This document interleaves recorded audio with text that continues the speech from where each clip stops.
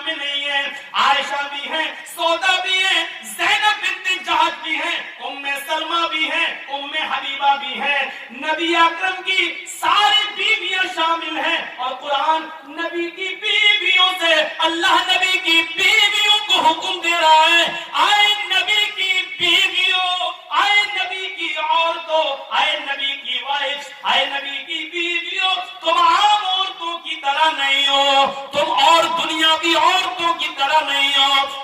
یا نساء النبی لستن کاحد من النساء, تم دنیا کی اور عورتوں کی مثل نہیں ہو, ان کی طرح نہیں ہو. ان اتقیتن, اگر تم اللہ سے ڈرتی ہو تو, اگر تم اللہ والی ہو تو, اگر اللہ کا خوف تمہارے اندر ہے تو تم اور عورتوں کی طرح نہیں ہو. فلا تخضعن بالقول, اے نبی کی بیویوں, اگر تمہارے پاس کوئی آ جائے اور تم سے گفتگو کرنے لگے تو تم ماں ہو سب کی, اس لیے اے نبی کی بیویوں, جب تم سے کوئی آدمی بات کرنا چاہے, گفتگو کرنا چاہے تو تم ان سے گفتگو کر سکتی ہو, بات چیت کر سکتی ہو, لیکن بات چیت کرتے ہوئے تمہارا لہجہ نرم نہیں ہونا چاہیے. فلا تخضعن بالقول, تمہاری بات چیت میں نرمی نہیں ہونی چاہیے, تمہاری بات میں مٹھاس نہیں ہونی چاہیے.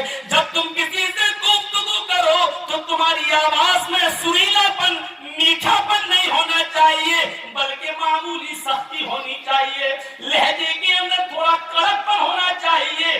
اگر تم نرمی سے بات کرو گی, اگر تم سویٹ بن کر, سافٹ ہو کر تم کسی سے گفتگو کرو گی, فَيَطْمَعَ الَّذِي فِي قَلْبِهِ مَرَضٌ, تو جن مردوں کے دلوں میں بیماری ہے, عشق کا بھوت اور پیار کا بھوت بہت جلدی ان پر چلتا ہے. فَيَطْمَعَ الَّذِي فِي قَلْبِهِ مَرَضٌ, جن کے دلوں میں بیماری ہے, وہ تمہارے سافٹ آواز سے, وہ تمہاری نرم ملائم لہجے سے طرح طرح کے خیالات اپنے دل میں پال لے گا, طرح طرح کے وچار اپنے دماغ میں رکھ لے گا, اپنے مائنڈ میں لے آئے گا. اے نبی کی بیویوں, جب تم کسی سے بات کرو تو تمہاری آواز میں نرمی نہیں ہونی چاہیے. فَيَطْمَعَ الَّذِي فِي قَلْبِهِ مَرَضٌ, ورنہ بیمار دل والے تمہاری سوف سے, تمہارے نرم لہجے سے وہ اپنے دماغ میں, اپنے مائنڈ میں غلط خیالات پیدا کر لیں گے. یعنی شاید یہ سوچ لیں, ہوتا کسی نے جی ہنس کے مسکرا کے تھوڑی سی بات کر لیں, اب بار بار فون ہوتا ہے, رانگ نمبر لگ گیا, ہم کو پڑھا رہے ہو, یہ رانگ نمبر جو بار بار لگ رہا ہے, کیوں لگ رہا ہے؟ کیوں؟ یہ اسی سافٹ پن کا نتیجہ ہے. اگر پہلی بار لڑکی فون اٹھا کے کہے کون, کیا بات ہے, یہ رانگ نمبر لگا کیسے, کیوں آیا, چلو ٹھیک ہے پہلی بار آ گیا, آئندہ نہیں آنا چاہیے, بس ہو گیا. گالی بھی نہ دو, یہ بھی مت, یہ کچھ کہنے کی ضرورت نہیں ہے, بس آواز میں تھوڑی سی سختی ہو, نرم لہجہ نہ ہو, دوبارہ آپ کے پاس فون نہیں آئے گا. بڑی ٹائٹ ہے. فَيَطْمَعَ الَّذِي فِي قَلْبِهِ مَرَضٌ, آئے نبی کی بیویوں, اس طریقے کی بات نرم لہجہ نہیں ہونا چاہیے. وَقَرْنَ فِي بُيُوتِكُنَّ, اور اپنے گھروں کو مضبوطی کے ساتھ لازم پکڑ لو, اپنے گھروں سے بلا ضرورت تم باہر نہ نکلو. بہت سخت ضرورت ہو, بیمار ہو, ڈاکٹر کو دکھانے جانا ہے تو آپ جا سکتی ہو. ہر سنڈے کو ہی نہیں جاؤ, ہر سنڈے کو اپنے مائکے جانا ہے. آج کل سوشل میڈیا پہ بڑے بڑے وہ آ جاتے ہیں کبھی کبھی لطیفے, سنڈے کو شاپنگ, ہفتے کو ہم بازار جائیں گے, سنڈے کو اماں کے یہاں جائیں گے, منڈے کو پھلاں لے کے جائیں گے. اپنے پتی سے کہتی جا رہی ہے, پتی نے سب سن لیا, پھر کہنے لگا جی اب جمعے کو میں مسجد جاؤں گا. بیوی بولی وہ کیوں, بھیک مانگنے. جب 6 دن تمہارے ساتھ اتنی جگہ جاؤں گا تو پھر اب رہ کیا گیا, 7واں دن اب ہے تب مسجد چلا جاؤں گا کٹورا لے کے. بھی 6 دن کا حساب تم نے جڑا دیا, 1 دن کا ہم نے جڑا دیا, اب رہ کیا گیا, جمعہ بچہ تو ہم مسجد میں چلے جاتے ہیں. حقیقت ہے کہ اتنے دنوں میں تو عجیب حالات ہیں. ہماری ماں بہنوں کو ایک تو اپنی زبان پر لگام دینا ہوگا, بولتی بہت ہے, کچا کچا کچا کچا, رک نہیں سکتی. شاید آپ نے سنا ہوگا کہ آم کے پیڑ کے نیچے دو عورتیں باتیں کر رہی تھیں، اچانک ایک آم ٹوٹ کے گرا. ایک عورت دوسری سے کہنے لگی ارے یہ اوپر سے کیسے گر گیا؟ دوسری کچھ بتانے ہی والی تھی کہ آم خود بول بیٹھا تم دونوں کی باتیں سن کر میں پک گیا اس لیے گر گیا. تم دونوں کی چہچے میں سن کر میں پک گیا اس لیے گر گیا. پکنے کی بات ہی آم گرتا ہے کہ میں پک گیا. تو اتنا بھی کچر نہیں ہو کہ دوسرا بھی پک جائے اور بول پڑے. تو ایک تو اپنی آواز پر کنٹرول کرنا ہوگا اور ایک اس چیز پر کنٹرول کرنا ہوگا وَلَا تُقَرْنَ فِي بُيُوتِكُنَّ، اپنے گھروں کو لازم پکڑ لو، مضبوطی کے ساتھ پکڑ لو. وَلَا تَبَرَّجْنَ تَبَرُّجَ الْجَاهِلِيَّةِ الْأُولَىٰ، اور اے نبی کی بیویوں زمانے جاہلیت کا بناؤ سنگار گھر کے باہر نہ نکلا کرو. بےہودہ کپڑے پہن کر نہیں، زمانے جاہلیت کا فیشن کر کے گھر سے باہر مت نکلو. وَلَا تَبَرَّجْنَ تَبَرُّجَ الْجَاهِلِيَّةِ الْأُولَىٰ. کیا مطلب؟ زمانے جاہلیت کی گند مت پھیلاؤ. یہ اللہ نے حکم کس کو دیا؟ نبی کی بیویوں کو. غور کرو، اللہ اگر کسی کو اجازت دیتا فیشن کرنے کی اور گھر سے باہر جب چاہا تب نکل جانے کی تو اللہ تعالیٰ نبی کی بیویوں کو اجازت دیتا، اس لیے کہ نبی کی بیویوں سے زیادہ پاک دامن عورت کوئی ہو ہی نہیں سکتی. اور دوسری بات، نبی کی بیویوں کو اس لیے بھی حکم مل سکتا تھا کہ وہ تو تمام دنیا کے مسلمانوں کی ماں ہے اور ماں بیٹے کے درمیان تو کوئی پردہ ہوتا ہی نہیں ہے، لیکن اس کے باوجود اللہ تعالیٰ نے نبی کی عورتوں کو پردے میں رہنے کا حکم دیا ہے. اور کیا کہا؟ اپنے گھروں کو لازم. جب نبی کی بیویوں کو پردے کا حکم ہے، قرآن کریم ایک دوسری جگہ کہتا ہے یا ایھا النبی، قرآن ایک دوسری جگہ کہتا ہے وَإِذَا سَأَلْتُمُوهُنَّ مَتَاعًا فَاسْأَلُوهُنَّ مِنْ وَرَاءِ الْحِجَابِ. قرآن کریم کی اس آیت پر غور کرو. آج ہم قرآن کی جتنی آیتیں پڑھ رہے ہیں شاید ہم نے اتنی آیتیں کسی جلسے میں کسی تقریر میں پڑھی ہوں. آپ کو آج آیتیں سنا رہے ہیں، سنتے جائیے، اس کے بعد ایک دو حدیثوں پر بھی آتا ہوں. اللہ قرآن کیا کہہ رہا ہے؟ وَإِذَا سَأَلْتُمُوهُنَّ مَتَاعًا، جب تم کوئی سامان مانگو، تمہیں کسی چیز کی ضرورت پڑ جائے اور تم کسی کے دروازے پر پہنچ جاؤ تو آئے دروازے کے اندر گھروں میں رہنے والی عورتوں قرآن کا آدیش دیکھو، قرآن کا حکم دیکھو. بیٹا تمہاری ڈیوٹی کیا لگ گئی؟ اتنا سب اچھا ویڈیو بنا رہا ہو گیا کام اس کا. تو جو گھروں میں بیٹھی ہوئی عورتیں ان کو حکم ہے اگر تمہارے پاس کوئی آئے اور تم سے سوال کرے کسی چیز کا، تم سے مانگے کوئی چیز، دروازہ کھول کے پھٹ لو ہاں نہیں. مان لیجیے ہمیں آپ کے گھر ایک برتن کی ایک پلیٹ کی ضرورت پڑ گئی، ہم آپ کے یہاں گئے، کیا ایک برتن ایک پلیٹ دے دو ذرا، مہمان آئے ہوئے ہمارے گھر پہ. اچھا گھر کی بڑی بیٹی آئی ہے، چھوٹی بیٹی، دروازہ کھولا لو لیجیے. آج کل یہ سسٹم ہے. قرآن کیا کہہ رہا ہے؟ وَإِذَا سَأَلْتُمُوهُنَّ مَتَاعًا، اگر تم کسی چیز کا سوال کرو، کوئی چیز تمہیں مانگنے کی ضرورت پڑ جائے کسی گھر، تو گھر میں رہنے والی عورتوں کو حکم دیا ہے اے عورتوں تم اپنے گھروں میں رہنا، اور جو مانگ رہے ان کو حکم دیا فَاسْأَلُوهُنَّ مِنْ وَرَاءِ الْحِجَابِ، تو ان گھروں میں رہنے والی عورتوں سے پردے کے پیچھے سے مانگنا. اندھی ڈیبیٹ میں بیٹھنے والی عورتیں کہتی ہیں لو صاحب حجاب کا حکم ہی نہیں ہے، حجاب کا لفظ موجود ہے قرآن میں، من وراء الحجاب، تو ان سے وہ سامان بھی پردے کے پیچھے سے مانگنا عورتوں کے لیے جائز نہیں ہے. 10 سال سے بڑی کسی لڑکی کے لیے جائز نہیں ہے کہ وہ دروازہ کھول کر کوئی سامان کسی غیر محرم کو اپنے ہاتھ سے نکال کر اس کے ہاتھ میں دے دے، اس کے سامنے آ کر دے دے.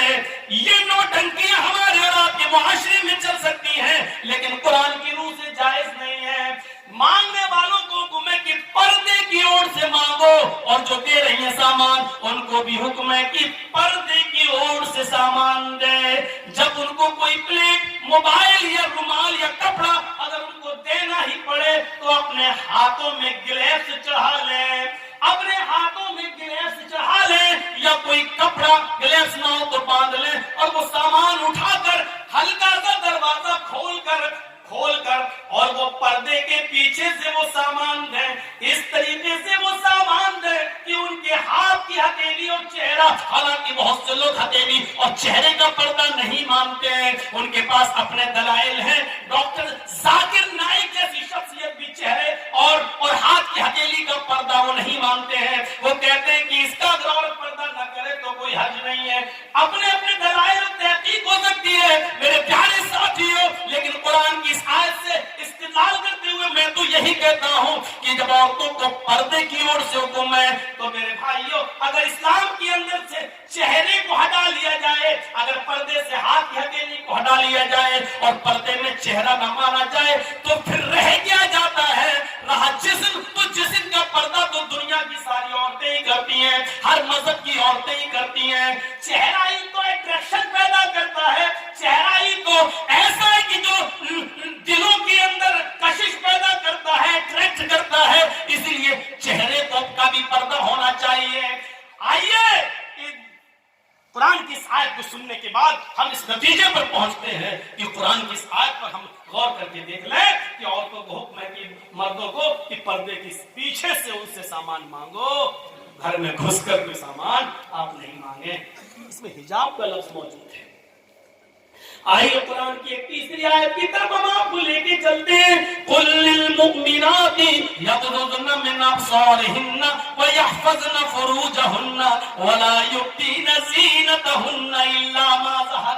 یہی الا ما ظہر ہے جس سے بعض لوگ چہرے اور ہاتھ کی ہتھیلیوں کا پردہ نہیں مانتے ہیں. ترجمہ دیکھو, قل للمؤمنات یغضضن من ابصارهن, اے مومنہ عورتوں, نبی اب مومنہ عورتوں سے کہہ دو, مسلمان عورتوں سے کہہ دو, کیا کہہ دو؟ یغضضن من ابصارهن, اگر ضرورت کے تحت ان کو گھر سے باہر نکلنے کی ضرورت پڑی جائے, دیکھو ان کو بند کراؤ, بچے ہیں, اس وقت کیا کر رہے ہیں, بھول جاتا ہوں. قل للمؤمنات یغضضن من ابصارهن, اگر تمہیں ضرورت کے تحت کہیں نکلنے کی ضرورت پڑ ہی جائے تو نکل تو سکتی ہو, لیکن نکلتے وقت بھی ایک پابندی کر دی, ایک باؤنڈری بنا دی. کیا کرو؟ یغضضن من ابصارهن, اپنی نگاہیں نیچی رکھو گی. یغضضن من ابصارهن, اپنی نگاہوں کو تم نیچا رکھو گی. ویحفظن فروجهن, اپنی شرمگاہ کی حفاظت کرو گی. منمانے کپڑے پہن کر جاؤ یہ نہیں چلے گا, ڈھیلے ڈھالے کپڑے پہننا پڑیں گے, اتنے لوز کپڑے کی جس سے تمہارے جسم کا نشیب و فراز بناؤ سنگار دکھائی نہ دے, تمہارے جسم کا ایک ایک حصے کا پارٹ دکھائی نہ دے. اتنا لوز کپڑا تمہیں پہننا ہوگا کہ کوئی آدمی آئیڈیا نہ لگا سکے اس کا ہاتھ کتنا ہوگا, اس کا پیر کتنا ہوگا, اس کی کمر کتنی ہوگی, یہ آئیڈیا نہ لگا سکے. وَيَحْفَظْنَ فُرُوجَهُنَّ, تمہیں اپنی سطر اپنی شرمگاہ کی حفاظت کرنا ہوگی. وَلَا يُبْدِينَ زِينَتَهُنَّ, جتنا بھی زیب و زینت, جتنا بھی بناؤ سنگار, جتنی بھی لپسٹک, جتنی بھی کریم, جتنی بھی پاؤڈر, جتنا بھی زیور اور جتنا بھی خوبصورت اور اٹریکٹ کرنے والے کپڑے تمہیں پہننا ہو, اپنے گھر میں پہن سکتی ہو, اپنے شوہر کے سامنے پہن سکتی ہو, جتنی کریم لپسٹک لگا سکتی ہو لگا لو, جتنا میک اپ کرنا چاہو کر سکتی ہو, لیکن جب ضرورت کے تحت گھر سے باہر نکلو تو وَلَا يُبْدِينَ زِينَتَهُنَّ, تو تمہارے بناؤ سنگار, تمہاری زیب و زینت غیر مردوں کے سامنے ظاہر نہیں ہونی چاہیے, غیر مردوں کے سامنے نہیں آنی چاہیے. عورت کا لپسٹک لگا کر گھر سے باہر نکلنا حرام, عورت کا خوشبو لگا کر گھر سے باہر نکلنا حرام, عورت کا عطر لگا کر پرفیوم لگا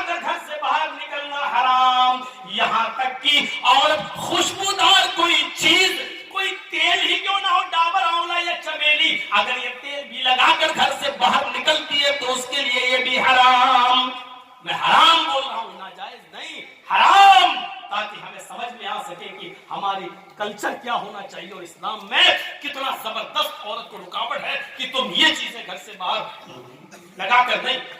ہاں اپنے گھر میں رہو تو پوری بوتل الٹ لو, اتنا کوئی منع نہیں کر رہا. گھر میں جو چاہو وہ پہنو, کوئی منع نہیں کرتا تمہیں, پہنو نہ پہنو کوئی فرق نہیں پڑتا. کلیئر گھر کے اندر, وہ بھی صرف شوہر کے سامنے. آج کل تو جوائنٹ فیملی رہتی ہے. اب یہ تھوڑی کہا دیا جائے گا کہ جوائنٹ فیملی میں بھی جہاں سسر رہتا ہو, دیور رہتا ہو, جیٹ رہتا ہو, ادھر بھی پہن سکنا ہے. گھر کا مطلب شوہر والا روم, گھر کا مطلب خاص وقت اور خاص ٹائم. اب بھائی اس سے زیادہ تو ہم بولیں گے تو آپ کہو بڑا بےہودہ مولوی ہے. اس مولوی کو اب یہ باتیں یاد آ رہی, اس سے زیادہ تو ہم نہیں جا سکتے. کیا کہ وَلَا يُبْدِينَ زِينَتَهُنَّ, اور اپنے بناؤ سنگار کو غیر مردوں کے سامنے ظاہر نہ کریں. إِلَّا مَا ظَهَرَ مِنْهَا, مگر جو خود بخود ظاہر ہو جائے. اب خود بخود ظاہر ہونے کا مطلب کیا ہے؟ عورت بیچاری پلیٹ اتار رہی ہے اوپر سے, کمرے میں آپ اور آپ کا دوست بیٹھا ہوا ہے, لیکن بیوی پردہ وردہ کر کے آئی, سب کچھ آئی, اب وہ پلیٹ اتار رہی ہے اوپر سے, اب اس کی آستین سڑک کے ادھر آ گئی, مطلب پہنے ہوئے قمیض سڑک کے ادھر آ گئی, تو یہ خود بخود ظاہر ہو گیا. تو الا ما ظہر منها, یہ چیز ہے کہ اب پلیٹ اتار رہی ہے یا کوئی چیز اتار رہی ہے, اس میں آستین نیچے آ جائے اور ہاتھ کی ہتھیلی یا تھوڑی سی کلائی وغیرہ نظر آ جائے تو اس میں کوئی حرج نہیں ہے, کیونکہ یہ چیز خود بخود ظاہر ہو گئی ہے, تمہارا ارادہ نہیں تھا ظاہر کرنا. اسی طریقے سے شوہر نے کچھ کہا اور آپ آ رہی ہیں اور اچانک چہرہ سامنے آ گیا اور دوست نے دیکھ لیا, چونکہ وہاں تمہارا شوہر موجود ہے, اس لیے چہرہ اگر اچانک خود بخود ظاہر ہو گیا تو اس میں تمہارے اوپر کوئی گناہ نہیں ہے, کوئی بات نہیں. یہ چیز خود بخود ظاہر ہو گئی, آپ کا ارادہ نہیں تھا ظاہر کرنے کا. یہ چیز آج تو پتہ نہیں کیا سوچ رہی ہوں گی عورتیں کہ مولوی تو آج ہم پہ برس پڑا, کتنی پابندی لگوائی ہے. ہمیں معلوم ہے پابندی لگوا تھوڑی رہا ہوں میں, وہ تو تم کرو گی وہی تو کرتی آ رہی ہے, لیکن ہم بتانا تھوڑی چھوڑ دیں گے. وَيَا إِلَّا مَا ظَهَرَ مِنْهَا, اس کے بعد دیکھیے کیا کہا گیا. آئے نبی مومنہ عورتوں سے کہہ دو کہ وہ نگاہیں نیچی رکھ کے اپنے سطر کی شرمگاہ کی حفاظت کریں اور اپنے بناؤ سنگار کو غیر مردوں کے سامنے ظاہر نہ کریں, مگر وہ جو خود بخود ظاہر ہو جائے.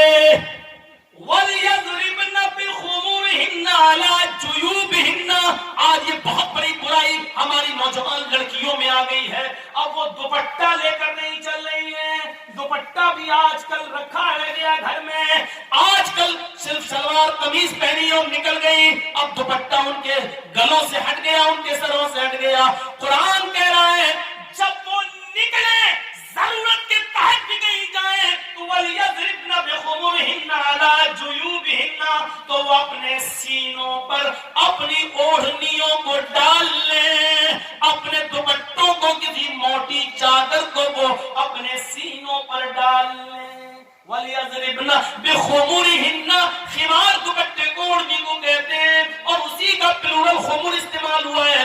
وہ اس سے اپنا سینہ ڈھانک لے, وہ کوئی موٹی چادر اپنے جسم پر اوڑھ لے, اپنے سینوں پر. جیوب جیب کہاں ہوتی ہے؟ اب ہوتی تو اندر بھی ہے, پینٹ کے اندر بھی کوئی رکھ لیتا ہے, لیکن اصل میں جیب یہی ہوتی ہے. جیسے ہم لوگ یہ موبائل رکھے ہوئے تو اصل جیب یہی ہے جو سینے پر. تو جیب کا مطلب سینہ. قرآن نے عورتوں کے سینے کے لیے ایک لفظ استعمال نہیں کیا, بلکہ جیب کی جمع جیوب استعمال کی ہے, پاکٹ کی جمع پاکٹس استعمال کر دی ہے. کہ اور ظاہر بات ہے کہ دوپٹہ جیب میں تھوڑی رکھا جائے گا. قرآن یہ تھوڑی کہہ رہا ہے کہ دوپٹہ اٹھاؤ جیب میں رکھ لو, نہیں. عَلَى جُيُوبِهِنَّ, چونکہ جیب سینے پر ہوتی ہے اس لیے اس کا ترجمہ یہ کیا جائے گا کہ عورتوں کو حکم دیا جا رہا ہے کہ وہ اپنی اوڑھنیوں کو, اپنی چادروں کو, اپنے موٹے دوپٹوں کو اپنے سینوں پر ڈال لیں. آج یہ برائی ہماری ماں بہنوں میں عام ہو چکی ہے, اور خاص طور پر نوجوان لڑکی دوپٹے کو اوڑھنا اپنے لیے آج لعنت سمجھتی ہے کہ تو ہے کیا دوپٹہ اوڑھے. آج وہ بغیر دوپٹوں کے بازار میں جا رہی ہے, گھوم رہی ہے, اسکولوں میں جا رہی ہیں. یہ چیز ٹھیک نہیں. یہ آیتیں قرآن کی آپ کے سامنے چیخ چیخ کر کہہ رہی ہے کہ ہمارا معاشرہ کیسا ہونا چاہیے. اللہ کے نبی صلی اللہ علیہ وسلم نے فرمایا ان اول ما يرفع عن هذه الامه الحیاء والامانۃ، قیامت کی جو نشانیاں، سنیے، قیامت کی جو نشانیاں پھیلیں گی، قیامت کی جو علامتیں ظاہر ہوں گی، ان میں سب سے پہلی جو نشانی ظاہر ہوگی وہ یہ ہوگی، ان اول ما يرفع عن هذه الامه، اس امت سے، ہمارے مسلمانوں سے، امت محمدیہ سے قیامت کی نشانیوں میں سب سے پہلے جو ظاہر ہوگی، ہماری امت سے سب سے پہلے جو چیز اٹھائی جائے گی، ان اول ما يرفع عن هذه الامه الحیاء والامانۃ، وہ حیا ہوگی اور امانت ہوگی۔ شرم و حیا سب سے پہلے اٹھا لی جائے گی، عورتیں شرم کرنا چھوڑ دیں گی، حیا کرنا چھوڑ دیں گی، ان کے اندر سے شرم و حیا ختم ہو جائے گی۔ آج کل بھابھی دیور سے کہے کون سی شادی پسند کرو گے، لو میرج کہ ارینج میرج، اب شرم کیا رہ گئی ہے؟ جس دیور کو بھابھی کے لیے موت کہا گیا ہو، اور وہی بھابھی دیور کے ساتھ موٹر سائیکل پہ بیٹھ کے کلیاں چل جاتی ہو، تو آپ کیا کہو گے؟ جس بہنوئی کے لیے سالی کے لیے بہنوئی کو موت کہا گیا ہو، وہ سالی اپنے بہنوئی کی موٹر سائیکل پر بیٹھ کر یا گاڑی پہ بیٹھ کر مالدہ اور بھٹکا جاتی ہو یا کلکتہ جاتی ہو، اور تعجب یہ کہ بے شرمی کی حدیں پار کرتے ہوئے اس سالی کا باپ یعنی سسر اپنے داماد کو خود یہ کہتا ہو، اور بیوی اپنی بہن کو اپنے شوہر کے ساتھ خود بھیج دیتی ہو، تو پھر شرم اور حیا رہ کہاں گئی ہے؟ سننا پڑے گا، یہ سخت جملے ہیں، سننا پڑے گا، تمہیں نہیں تمہارے باپ کو بھی سننا پڑے گا، کیونکہ یہ حق، یہ اتھارٹی، یہ پاور مجھے اسلام نے دیا ہے جو مجھ سے کوئی نہیں چھین سکتا ہے۔ میرے بھائیوں، جس طریقے سے دیور کی بائک پر بھابھی کا بیٹھ کر جانا حرام ہے، اسی طریقے سے بہنوئی کے ساتھ سالی کا موٹر سائیکل پر اور گاڑی پر بیٹھ کر اکیلا سفر کرنا بھی حرام ہے۔ دونوں مجرم ہیں، اور اسلام کی نظر میں دونوں غلط ہیں اور دونوں حرام ہیں۔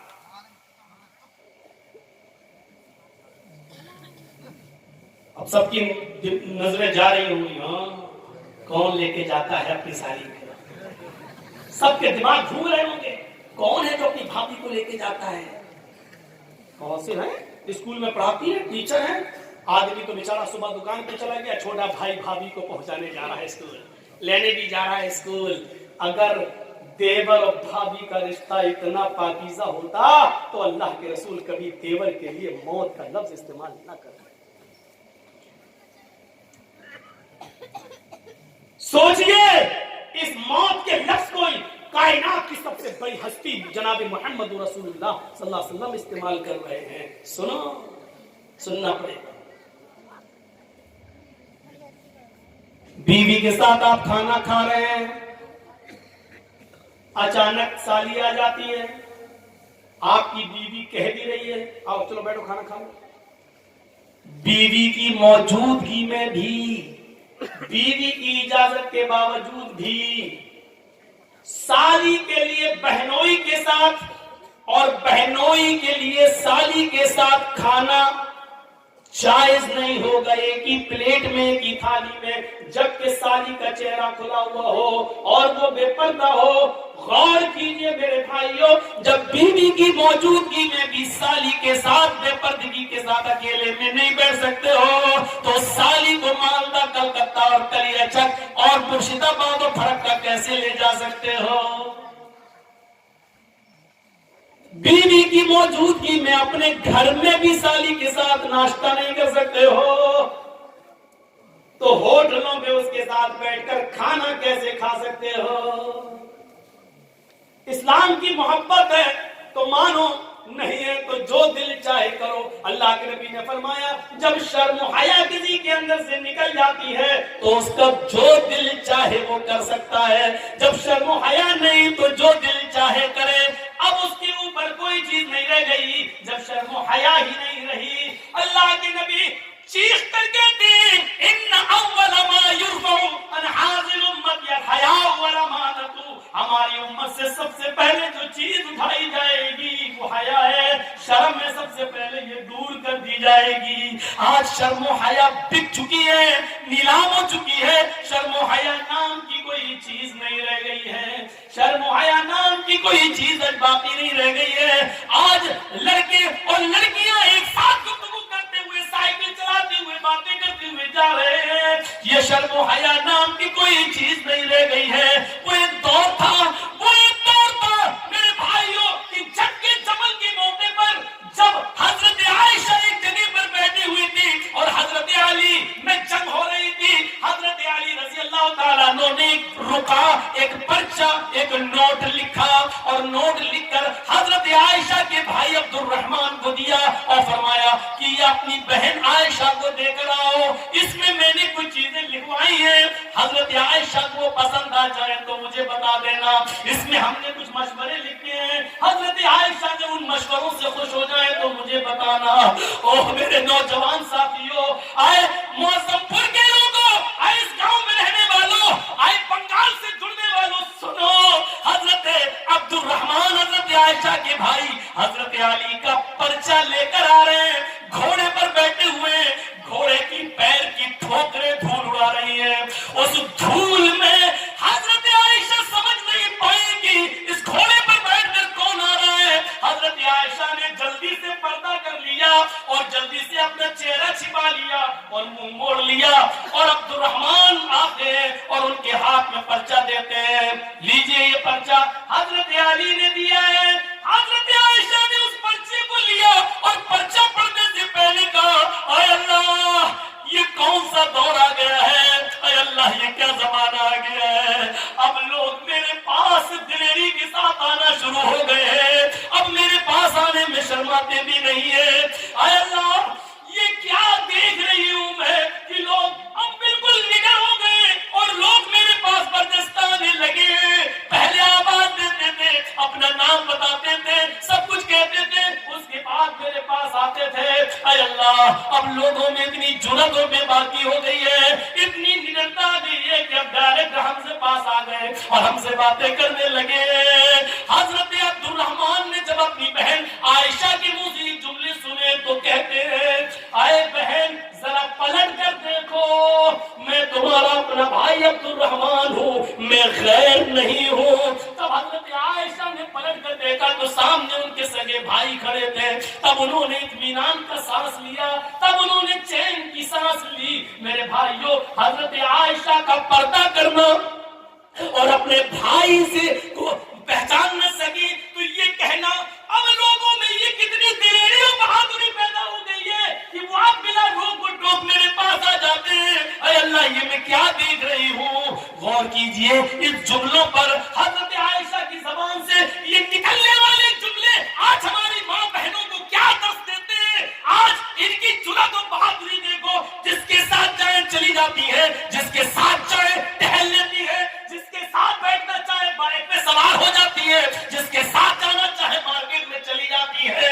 ذرا تصور کرو میرے پیارے ساتھیوں، حضرت عائشہ تو اپنے بھائی سے بھی نہیں کو بھی نہیں دیکھ رہی ہے. جب پتہ چلتا کہ یہ میرے بھائی ہے تب انہوں نے چہرہ کھول کر اپنے بھائی کو دیکھا، کہا کہ اب کوئی بات نہیں، اب سب میرا دور ہو گیا ہے. ذرا تصور کیجیے حضرت عائشہ کو یہ بھی پسند نہیں کہ کوئی آئے اور بغیر مجھے اپنا نام بتائے اور بغیر اجازت لیے ہوئے مجھ سے ملے. میری ماں بہنوں ہمیں سوچنا پڑے گا کہ یہ سب کیا ہے اور آج ہم کس دلدل میں گھسے ہوئے ہیں. ترقی اس کو نہیں کہا جا سکتا ہے جس کو ہم ترقی کا نام دے رہے ہیں. یہ ترقی نہیں ہے جس کو ہم ترقی کہہ رہے ہیں. ترقی آپ کو کرنا ہے تو 1400 سال پیچھے کی طرف آپ کو جانا پڑے گا. جیسا کہ کل میں نے ایک واقعہ سنایا تھا کہ پاکستان کی ایک لڑکی جس کا نام شہناز ہے، آج بھی وہ پائلٹ ہے لیکن چہرے کا پردہ کرتی ہے، ہاتھ میں گلیکس پہنتی ہے اور ہوائی جہاز اڑاتی ہے، سعودیہ تک کی دوری طے کرتی ہے. اس کو سعودی اور کویت اور دبئی تمام لوگوں نے اس کو دعوت دی، لیکن اس نے کہا نہیں، ہم پاکستان کی لڑکیوں کے لیے عبرت بننا چاہتے ہیں، ان کو یہ سبق دینا چاہتے ہیں کہ ہم پردے کے اندر بھی اگر ترقی کرنا چاہیں تو کر سکتے ہیں. پردہ ہماری ترقی میں رکاوٹ ہی نہیں ہے. یہ کیا چیز تھی؟ یہ کون سا جذبہ تھا؟ اللہ کے نبی اعلان کر رہے ہیں کہ النساء حبالۃ الشیطان، اب کیا رہ جاتا ہے اس حدیث کے بعد, اس جملے کے بعد اب کیا رہ جاتا ہے؟ میری بہنوں برا مت ماننا, اللہ کے نبی نے کیوں کہا ہے النساء حبالۃ الشیطان, عورتیں یہ شیطان کی رسیاں ہیں. نہیں, تمہیں برا نہیں ماننا چاہیے, ساری عورتیں اس میں شامل ہیں. کیا ہماری ماں نہیں ہے؟ کیا جرجیز کی بہن نہیں ہے؟ کیا جرجیز کی ماں نہیں ہے؟ عورتوں میں تو وہ بھی شامل ہے. تو پھر یہ کیوں سمجھتی ہو کہ میں تمہیں کہہ رہا ہوں شیطان کی رسی؟ جہاں اللہ کے نبی صلی اللہ علیہ وسلم نے تمہیں شیطان کی رسی کہا ہے, وہاں یہ بھی فرمایا ہے کہ ان الدنیا کلھا متاع وخیر متاع الدنیا المرأۃ الصالحہ. دنیا ساری کی ساری فائدہ حاصل کرنے کی چیز ہے, اور سب سے بہترین پونجی, سب سے بہترین فائدہ حاصل کرنے کی چیز جس سے فائدہ اٹھایا جائے وہ نیک عورت ہے. غور کرو, یہ بھی کہا جہاں شیطان کا جال کا ہے, شیطان کی رسی کا ہے, وہاں دنیا کی سب سے بہبود چیز بھی تمہیں بتایا ہے. اب دونوں کے فرق کو سمجھو. کیا کہا ہے؟ النساء حبالۃ الشیطان لیصید بہا الرجال, لیصید بہا الرجال. شیطان کی رسیاں ہیں یہ عورتیں, اور شیطان اسی جال کو ڈال کر, اسی رسی کو ڈال کر مردوں کا شکار کرتا ہے. شیطان جب کسی آدمی کو پھانستا ہے تو اسی شکار کا استعمال کرتا ہے, اسی جال کو پھینکتا ہے, اسی کو خوبصورت بنا کر مردوں کے سامنے پیش کرتا ہے. یہ چیز چیخ کر اللہ کے نبی نے کہا ہے, اسی کے ذریعے وہ بہکانے کی کوشش کرتا ہے. اور نہیں مانتے ہو تو سنو, بیت المقدس فتح ہو چکا ہے. مسلمانوں نے بیت المقدس کو دیکھنے کے لیے حضرت عمر فاروق کے پاس خبر بھیجی ہے, امیر المومنین بیت المقدس ہم نے فتح کر لیا ہے, آپ آئیے اور آپ 2 رکعت نماز اس میں پڑھا دیجئے تاکہ ہم آپ کے پیچھے نماز پڑھ لیں. بیت المقدس آئیے. حضرت عمر مدینے سے بیت المقدس کی طرف سفر کر رہے ہیں, بیت المقدس کی طرف چل رہے ہیں, بیت المقدس کی طرف جا رہے ہیں, بیت المقدس کی طرف جا رہے ہیں.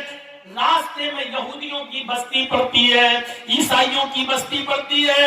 راستے میں یہودی بھی ہیں, عیسائی بھی ہیں, ان کی بستی پڑی ہوئی ہے. ان یہودیوں نے اور عیسائیوں نے اپنی اپنی لڑکیوں کو نیم برہنہ, آدھی ننگی لڑکیوں کو اپنے گھروں کی چھتوں پر کھڑا کر دیا ہے, اور یہ کہہ رکھا ہے کہ دیکھو اگر عمر کا کوئی بھی ساتھی تم میں سے کسی کو آواز دے یا اشارے سے بلائے تو تم میں سے کوئی بھی منع نہ کرے, جس کو بلائے وہ اس کے ساتھ چلی جائے. اگر عمر کے کسی ایک آدمی نے تمہارے ساتھ منہ کالا کر لیا, عمر کے کسی ایک ساتھی نے اگر تمہارے ساتھ زنا کر لیا, عمر کے کسی ایک ساتھی نے بھی اگر تمہارے ساتھ جسمانی تعلق قائم کر لیا تو ہم کامیاب ہو جائیں گے.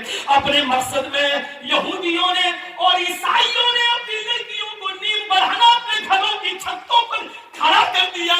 غور کرو, یعنی شیطان نے اپنا جال بچھا دیا صحابہ کو بدنام کرنے کے لیے, صحابہ کو برباد کرنے کے لیے, صحابہ کے ایمان کو جھنجھوڑنے کے لیے, صحابہ کے ایمان کو ختم کرنے کے لیے. ادھر حضرت عمر فاروق کو جب یہ پتا چلا کہ ان یہودی اور عیسائیوں نے ایسا کر لیا تو انہوں نے حکم دیا کہ لوگوں میں پیچھے پیچھے چلوں گا, آگے آگے نہیں. سنو, یہودیوں کی لڑکیاں گندے اشعار پڑھیں گی, اپنی طرف تمہیں بلائیں گی, اپنی طرف تمہیں مائل کریں گی, میک اپ کیے ہوئے ہوں گی اور نیند بڑھانا ہوں گی.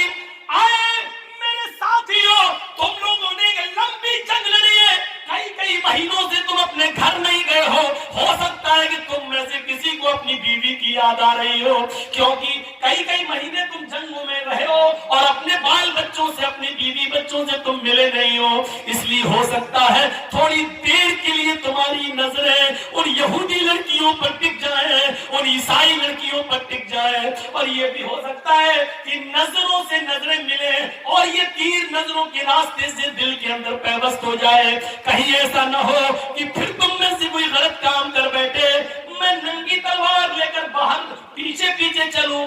اگر تم میں سے کسی ایک کی نظر یہودی کی لڑکی پر اور عیسائیوں کی لڑکی پر پڑے گی تو میری تلوار اس کی گردن کی اوپر چلے گی. تمہارے قرآن کا حکم ہے قل للمؤمنات یغضضن من ابصارهن ويحفظن فروجهن ولا يبدين زينتهن کہ تم جب بھی بازاروں میں کہیں چلو تو اپنی نگاہیں نیچی کر کے چلو. یہ عورتوں کا حکم ہے تو تمہیں بھی حکم ہے قل للمؤمنین یغضوا من ابصارهم. آئے محمد کے ساتھیو تم بھی نگاہیں نیچی کر کے چلو. تمہیں بھی حکم ہے اپنی نگاہیں نیچی رکھنا اور قرآن کی آیت پڑھتے ہوئے نکل جانا. کوئی کسی کی طرف نظر اٹھا کر نہیں دیکھے گا. حضرت عمر نے جب یہ خطبہ دیا سارے صحابہ نے اپنے دل کی گہرائیوں میں پیوست کر لیا اور چلنے لگے. جب چلتے چلتے یہودیوں کی بستی آئی. یہودیوں کی لڑکیاں اور عیسائیوں کی لڑکیاں اس منظر کو دیکھ رہی ہیں اور جب یہ اس گاؤں سے گزرنے لگے ان کی چھتوں کے پاس سے گزرنے لگے تو ان کے میک اپ لائٹ مارنے لگے, ان کی خوبصورتی چمکنے لگی, ان کے حسن و جمال انگڑائیاں لینے لگے. میرے بھائیوں اور ساتھ میں سریلی اور میٹھی آواز میں بجنے والے گانوں نے میرے بھائیوں کانوں کے اندر ایک عجیب کھنکھناہٹ پیدا کر دی.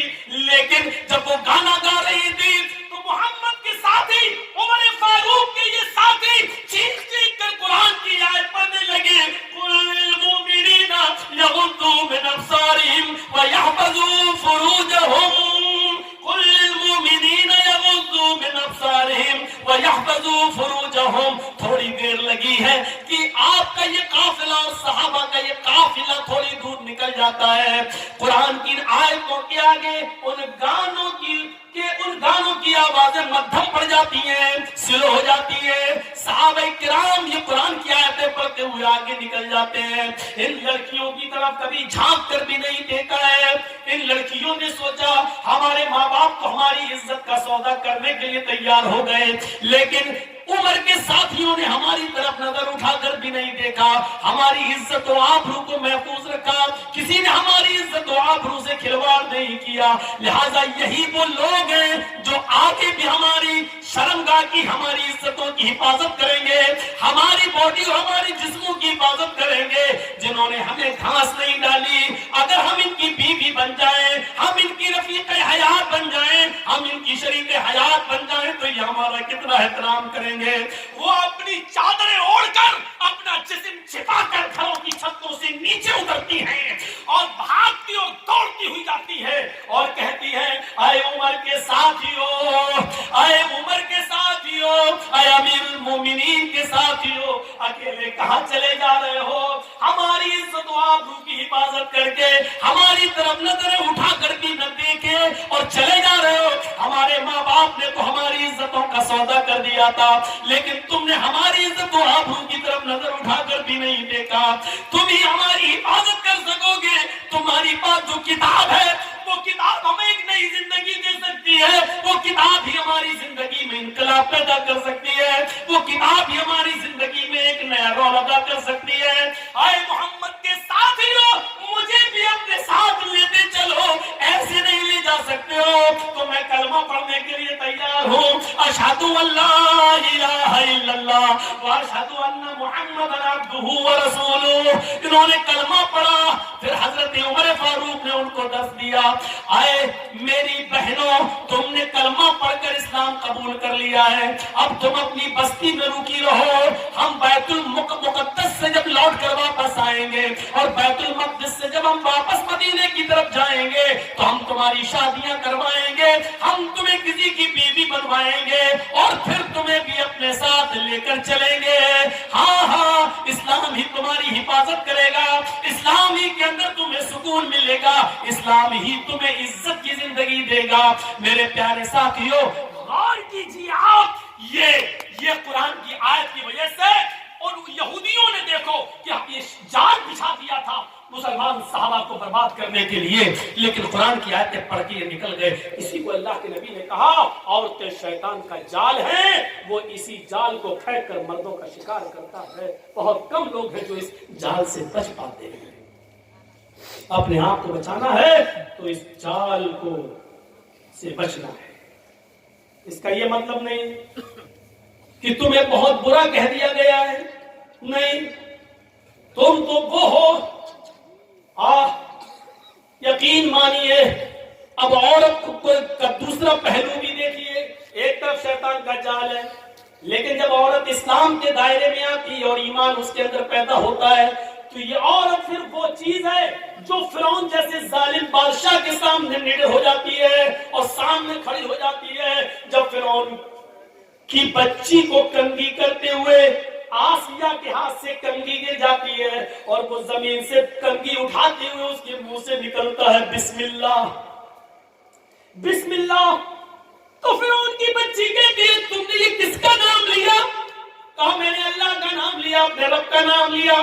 فرعون کی بچی کہتی ہے نہیں میرے باپ کا.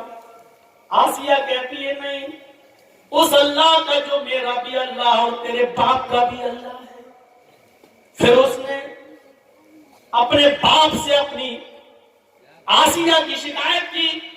فرعون نے طلب کر دیا. جب طلب کر لیا تو فرعون کے سامنے کھڑی ہو کر للکارتی اور کہتی ہے کہ ہاں میرا اللہ تیرا اللہ وہی ہے جس نے ہمیں بھی پیدا کیا اور تجھے بھی پیدا کیا ہے. یہ عورت سے لرزتی نہیں، کانپتی نہیں، ستایا گیا، مارا گیا، لیکن پھر نہیں تبدیل ہوتی ہے. پھر آگ جلائی جاتی ہے، اس کے سامنے ایک آدمی کو لا کر پکڑ کر ڈالا جاتا ہے، وہ فوراً چرمرا جاتا ہے. اے آسیہ بدلتی ہے کہ نہیں بدلتی ہے؟ بول چینج ہوتی ہے یا نہیں ہوتی ہے؟ جواب دیتی ہے کہ نہیں. چھوٹا سا بچہ اس سے چھین لیا جاتا ہے، تھوڑی دیر کے لیے سسک جاتی ہے کہ اب میری بچی آگ کے حوالے کر دی جائے گی. تھوڑی دیر کے لیے کانپ جاتی ہے، لیکن اللہ نے اس بچی کو قوت گویائی دی. ماں ڈرو نہیں، ہمیں جلایا جائے گا لیکن یہ تکلیف تھوڑی دیر کے لیے ہے. جنت کی نعمتیں ہمارا انتظار کر رہی ہے. ماں کود جانا، چھلانگ لگا دینا. جب چھوٹی سی بچی یہ بولی تو ماں میں اور ہمت پیدا ہو گئی. ماں کو بھی جلا دیا گیا، بچی کو بھی جلا دیا گیا. اگر شیطان کا جال کہا ہے تو وہ اپنے مکر و فریب کی وجہ سے، لیکن عورت وہ ہے جب اس کے اندر ایمان جاگتا ہے تو فرعون کے سامنے بھی وہ للکارتی ہے، اس کے سامنے نمرود آزما رہتی ہے اور فرعون کو اللہ ماننے سے انکار کر دیتی ہے. عورت میں جب ایمان پیدا ہوتا ہے تو وہ اسما بنتی ہے، اور وہ اسما بنتی ہے ابو بکر کی سالی عائشہ کی بہن، ابو بکر کی بیٹی عائشہ کی بہن اور محمد رسول اللہ کی سالی. غور کرو، جب اس کے بیٹے عبداللہ کو حجاج بن یوسف نے تیر مار کے زخمی کر دیا اور اس کی گردن کاٹ دی اور کعبے کی دیوار پہ لٹکا دیا. بلایا اسما کو، بلاؤ. 100 سال کی ہو چکی تھی اس وقت اسما، کمر جھک چکی تھی، لاٹھی لے کر چلتی تھی. اے حجاج تو نے کیوں بلایا؟ اے حجاج تو نے مجھے کیوں بلایا؟ کہا تیرا بیٹا قتل کر دیا گیا. مسکرا کے کہتی ہے اللہ کے شیر کبھی قتل نہیں ہوتے ہیں، یقین نہیں آتا ہے. کہا نہیں. کہا اپنے بیٹے کی کٹی ہوئی گردن دیکھے گی؟ کہتی ہے دکھا. کہاں؟ کعبے کی دیوار کی طرف اشارہ کیا کہ دیکھ. وہ بڑھیا کی کمر جھکی ہوئی تھی، صحیح سے گردن نہیں اٹھا پا رہی تھی. لاٹھی اس نے چھوڑ دی اور سیدھے کھڑی ہوئی. اللہ نے اس کی کمر کو سیدھے کر دیا، کھڑی ہو جاتی ہے. 100 سال کی بوڑھی ہے، ایک بھی دانت نہیں گرائے، آنکھوں کی روشنی کم نہیں ہوئی ہے.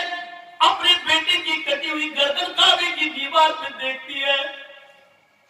پہلے ہنستی ہے پھر روتی ہے. حجاج نے پوچھا آئے اسما، میں نے تجھے روکا تھا کہ اپنے بیٹے کو میرے خلاف بغاوت پر مت اتار، لیکن تو نہیں مانی. تو نے اپنے بیٹے کو زرہ پہننے تک سے منع کر دیا کہ بیٹے لوہے کی زرہ پہننے کی کیا ضرورت ہے؟ تیر سینے پہ لگتا ہے تو لگنے دے. تو نے میرے خلاف اس کو اکسایا. دیکھ اپنے بیٹے کی گردن لٹکی ہوئی اور آگ شروع ہو رہی ہے.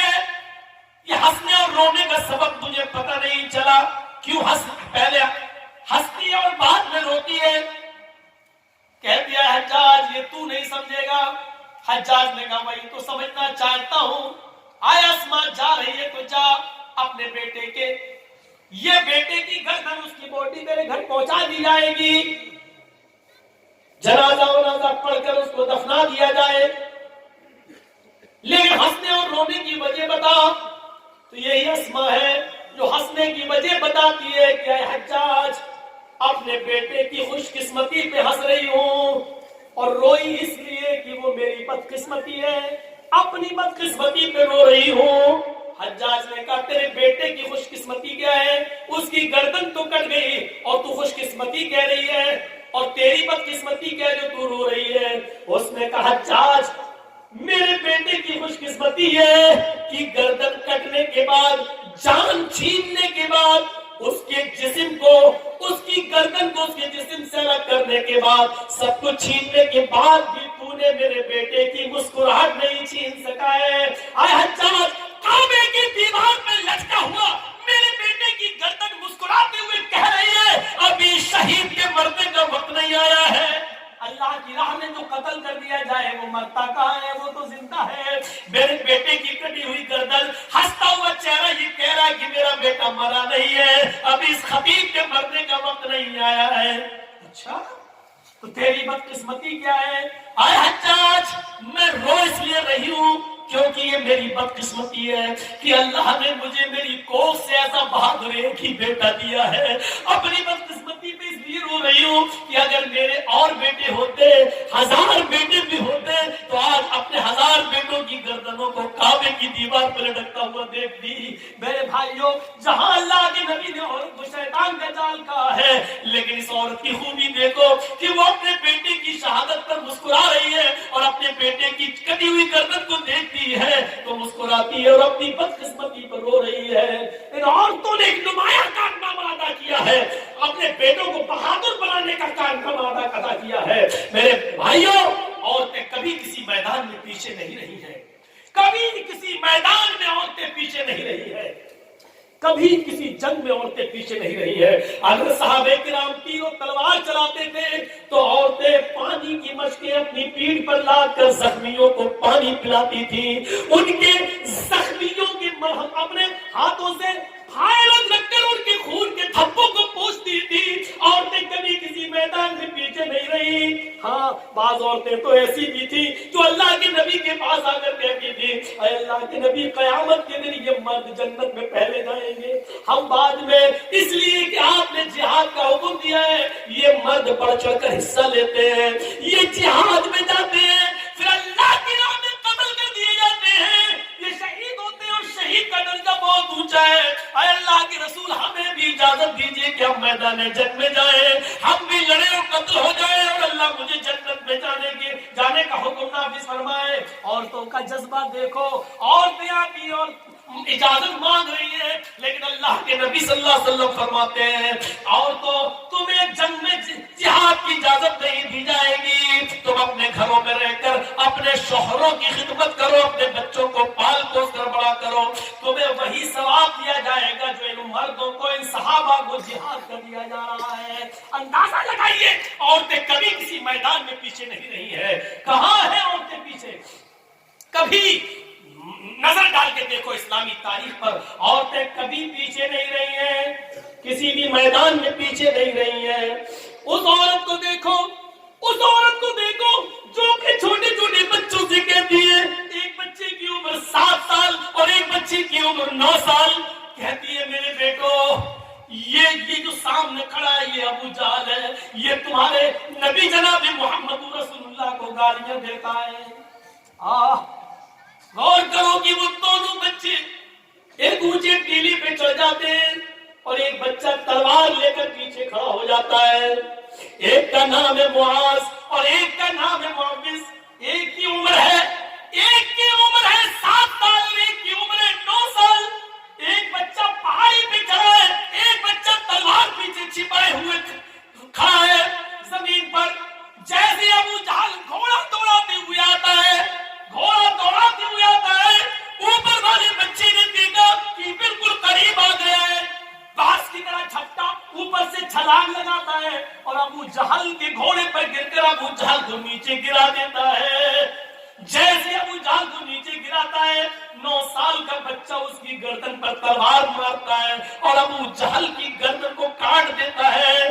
मेरे भाई जो पूरी गर्दन अलग नहीं करता है और पेट पर वार करता है, गर्दन पे तलवार चलाता है। अबू जहल बिल्कुल मरने के करीब है। मुआज कहता है कि अबू जहल को मैंने कत्ल किया, मुअव्विज कहता है कि इसको मैंने मारा। वहां चंद सहाबा खड़े थे, कह रहे हैं कि क्यों लड़ते हो, तुमने कूद कर इसको गिराया, इसने तलवार चलाई, अगर तुमने न गिराया होता तो ये कैसे मारता, लिहाजा तुम दोनों ने इसके मारने में मदद की है, लिहाजा तुम दोनों ने मारा है। क्यों लड़ते हो भाई, भाई आपस में क्यों लड़ते हो? अफरा तेरी किस्मत का क्या कहना, अफरा तेरी किस्मत का क्या कहना, अफरा तेरी किस्मत का क्या कहना। तूने बच्चे भी पैदा किए तो इतने बहादुर कि जब तक कयामत ना आ जाए बच्चों की बहादुरी को लोग सलाम करते रहेंगे। गौर कीजिए, ये इन बहादुर बच्चों को जन्म देने वाली एक औरत थी।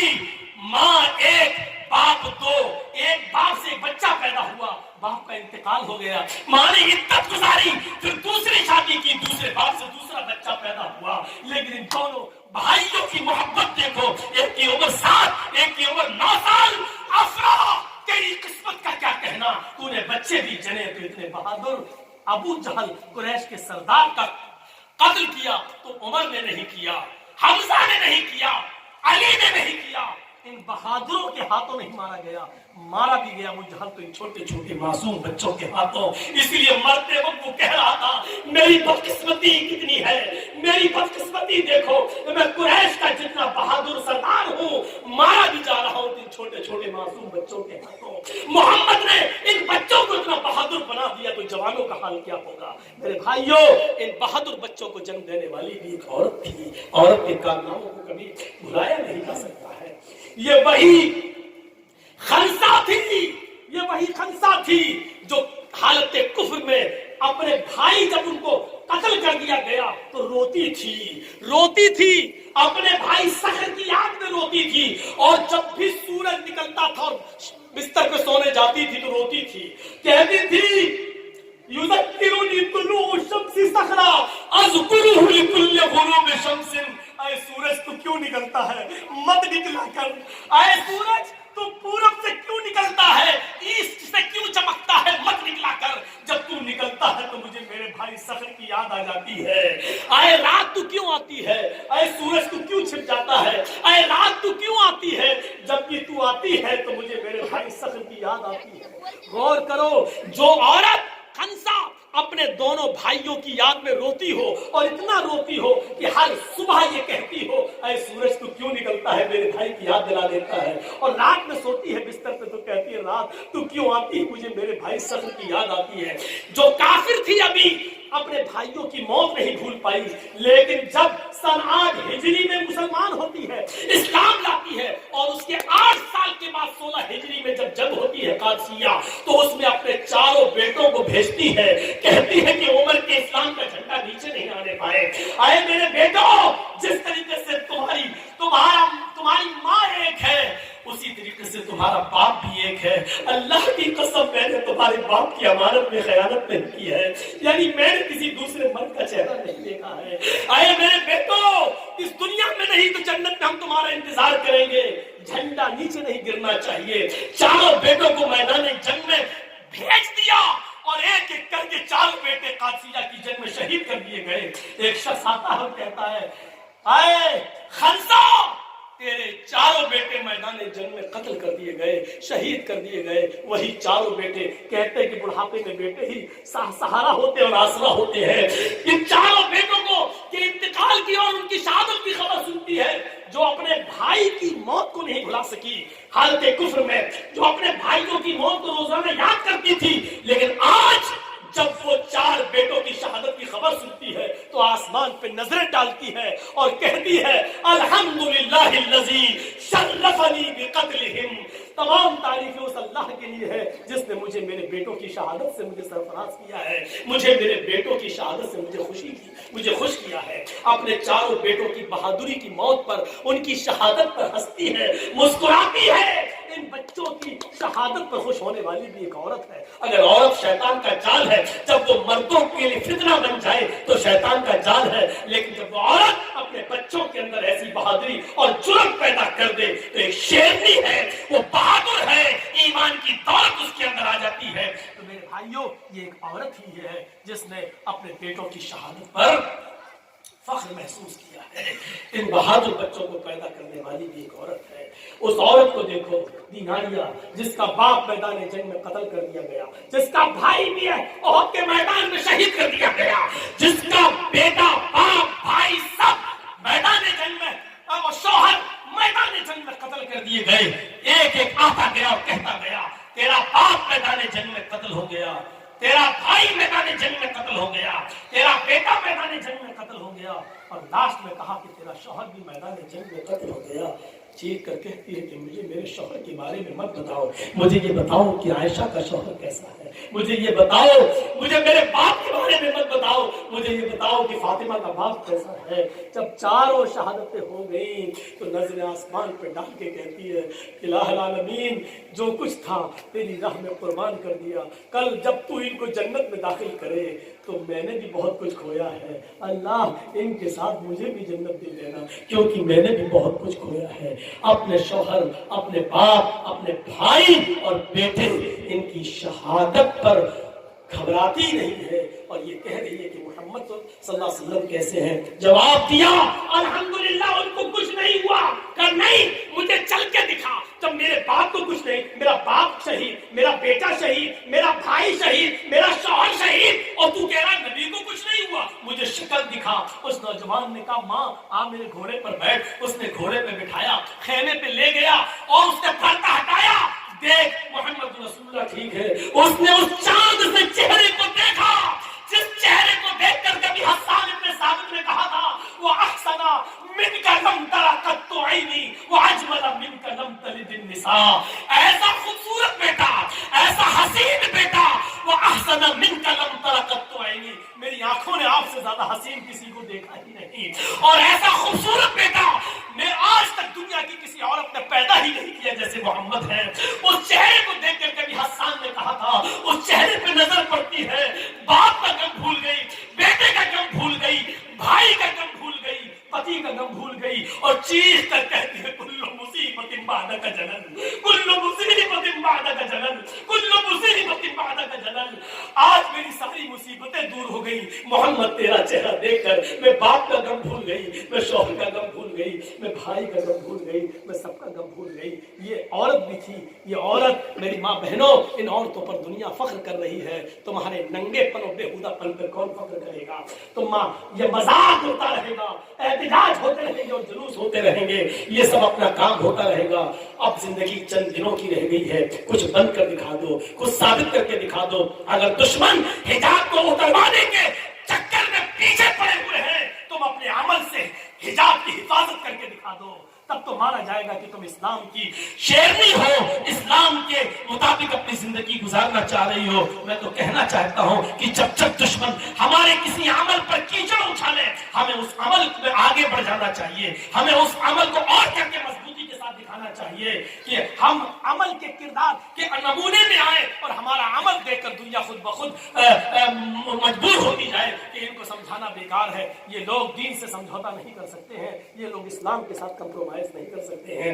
मेरी माँ बहनों, जितना हिजाब का मजाक उड़ाया जाए उतना ही तुम हिजाब करके दिखा दो, ताकि दुश्मन ये कहने पर मजबूर हो जाए कि हमने बेकार हिजाब का मसला उठाया। अभी तो हम चंद लड़कियों से हिजाब उतरवाना चाहते थे, अब तो पूरी मुस्लिम कम्युनिटी हिजाब के अंदर आ गई। तो ये चीज आएगी तो तुम्हारी हिफाजत भी होगी और दुश्मन भी समझने पर मजबूर हो जाएगा कि अब इनसे झगड़ना अच्छा नहीं है, अब इनके मुंह लगना अच्छा नहीं है। मेरे भाइयों, हम अल्लाह से दुआ करते हैं, क्योंकि अब कल से प्रोग्राम है और फिर 2 दिन लखीमपुर